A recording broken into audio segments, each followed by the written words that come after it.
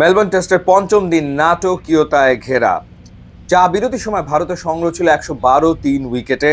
তখন আসলে কে জানতো যে আর 20.3 ওভারের ভেতরে ভারত অল আউট হতে যাচ্ছে, মোটে আর তারা 34 রান যোগ করতে পারবে। ঋষভ পান্ত আউট হওয়ার পর ম্যাচ নাটকীয় মোড় নেয় এবং এরপরেই অস্ট্রেলিয়ান বোলাররা স্পেশালি কামিন্স, লায়ন, বোলান্ড দুর্দান্ত বোলিং করে ভারতকে অল আউট করে দেয় দ্বিতীয় ইনিংসে 155 রানে, এবং অস্ট্রেলিয়া মেলবোর্ন টেস্ট ম্যাচ জিতে নিল 184 রানের বিশাল বিশাল বিশাল ব্যবধানে। মেলবোর্ন টেস্টের পঞ্চম দিন মাঠে দর্শক উপস্থিতি ছিল অলমোস্ট প্রায় 75,000, এবং 75,000 দর্শকের সামনে অস্ট্রেলিয়া বর্ডার গাভাস্কার ট্রফিতে 2-1 ব্যবধানে আসলে এগিয়ে গেল। এবং এই হারটা ভারতের জন্য পীড়াদায়ক এই কারণেই, কারণ টেস্ট চ্যাম্পিয়নশিপের ফাইনালে খেলার যে সম্ভাবনা ছিল ভারতের, সেটা আসলে একেবারেই ক্ষীণ হয়ে গেল, বা বলতে গেলে আসলে আর নেই। এখন ভারত এই টেস্ট ম্যাচ আসলে কেন কি কারণে হারলো?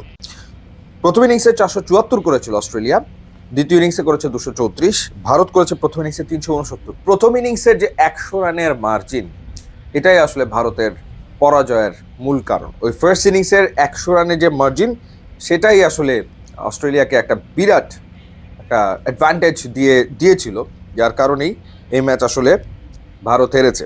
তবে ম্যাচের রেজাল্ট ছাপিয়ে এখন আলোচনায় যে বিষয়টা, সেটা হলো জয়সওয়ালের আউটের সিদ্ধান্ত।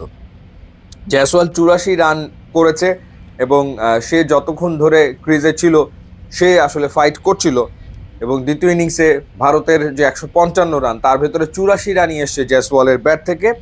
এবং জয়সওয়ালের যে আউট হলো, সেই সিদ্ধান্তটা মূলত দিয়েছেন থার্ড আম্পায়ার শরফুদ্দোল্লা সৈকত, বাংলাদেশি আম্পায়ার, যিনি আসলে এই ম্যাচে থার্ড আম্পায়ার হিসেবে দায়িত্ব পালন করছিলেন। ঘটনাটা কি ছিল? বোলার ছিল এক্ষেত্রে প্যাট কামিন্স, এবং অনফিল্ড যে আম্পায়ার ছিল, সেই আম্পায়ার আসলে স্কট বাইন্ডের যে অ্যাপিল অস্ট্রেলিয়ার, সেই অ্যাপিলে সাড়া দেয়নি।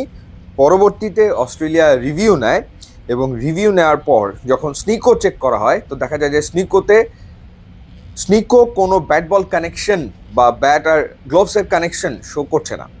কিন্তু এই ক্ষেত্রে থার্ড আম্পায়ার শরফুদ্দৌলা তিনি আসলে আউটের সিদ্ধান্ত দেন, এবং সেটা হচ্ছে ডিফ্লেকশন দেখে, because the deflection was absolutely clear, একেবারে স্পষ্ট ছিল।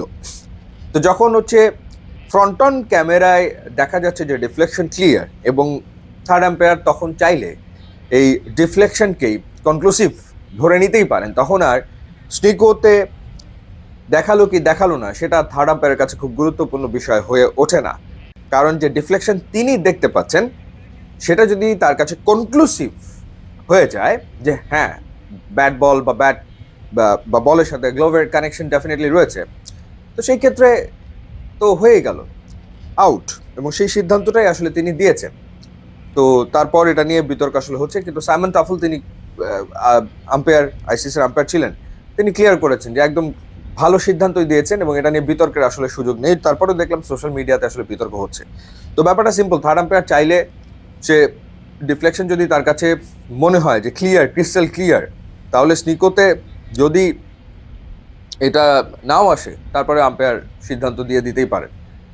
মূল ব্যাপার হচ্ছে এটাই। তো এটা নিয়ে বিতর্কের সুযোগ আছে বলে আমার কাছে মনে হয় না। ইউটিউব, ইনস্টাগ্রাম লিঙ্ক আছে, আপনারা যোগ দিলে খুবই খুশি হবেন। Thanks for watching.